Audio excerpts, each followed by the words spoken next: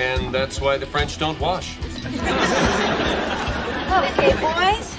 Okay, so if you were around in the 90s, there's no way you missed the Drew Carey Show.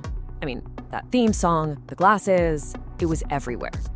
But what's really fascinating is that behind all that everyday humor, there's this surprisingly deep story.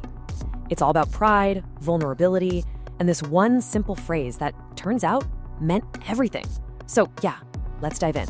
So it really all boils down to this one question, a question millions of us heard every single week. You know what I'm talking about. At the very end of every show, Drew would look right at the camera and say, "I love you." So what was that all about? Was it just a nice way to sign off, a quirky catchphrase, or was there something way deeper going on? And to figure that out, well, we've got to go backstage. Think of it like this. The curtain's down, the show's over, and we're sneaking through the stage door. We're gonna leave all the jokes and the laugh track behind to find the real stories, the stuff that actually shaped the show and, what it left behind. All right, so our first stop on this little backstage tour, it uncovers this really powerful motivation. And believe it or not, it was sparked by one of the absolute biggest names in comedy. It all comes down to something we're gonna call the Cleveland chip. Okay, so picture this, right? Drew Carey, he's a young comedian. He finally makes it. He gets on The Tonight Show. This is the big time. But instead of just celebrating his talent, the legend himself, Johnny Carson, makes this little crack about his hometown, Cleveland. Just a dismissive throwaway comment. But for Drew, man, that lit a fire. And that moment, that's the Cleveland chip. You know that feeling, right? When someone kind of looks down on you or writes you off just because of where you grew up. It's that defiant pride that just wells up and makes you want to scream, "Oh yeah, I'll show you." It's not just about being mad. It's pure, high-octane fuel.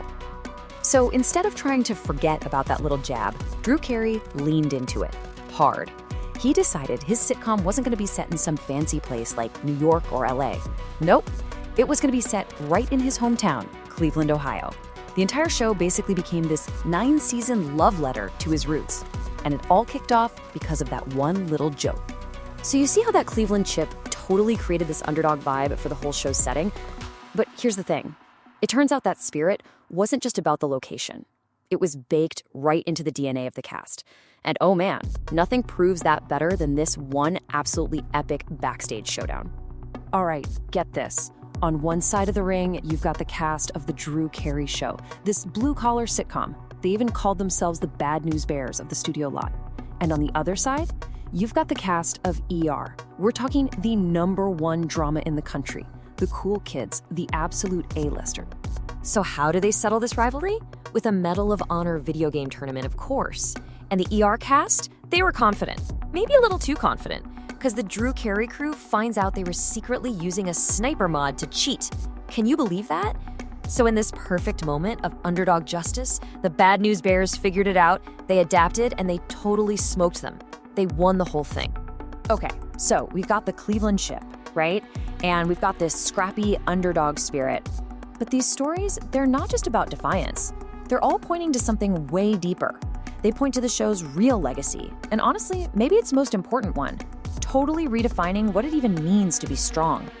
Now, to really get this, we have to talk about something called toxic masculinity. It's basically that cultural pressure, that tells guys they have to just tough it out, that they can't show weakness, that they have to keep all their feelings bottled up inside. Well, the Drew Carey Show, and really Drew himself, was all about pushing back on that idea. They were championing a totally different kind of strength. Not that old school, be a man, stoic kind of thing. No, this was a modern strength. One that's built on being vulnerable, on showing empathy, and just being honest about what you're feeling. And that, right there, was the message hiding in plain sight the whole time. That true strength, it's not about hiding how you feel. It's about having the guts to actually express it. Showing love, showing empathy, those aren't weaknesses. They're what make us human. So, that sign-off at the end of every show, the "I love you," it was never just a catchphrase. It was a mission statement.